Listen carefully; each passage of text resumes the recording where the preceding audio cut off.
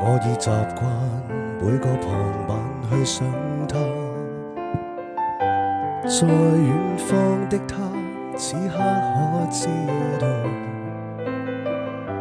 這段情在我心始終記掛。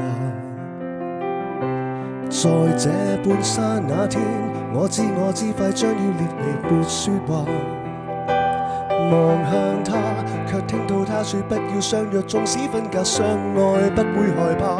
遙遙萬里，心聲有否偏差？正是讓這愛試出真與假。遙遠的他，彷彿這風聲跟我話，琴聲大啲。熱情若冇變，哪管他滄桑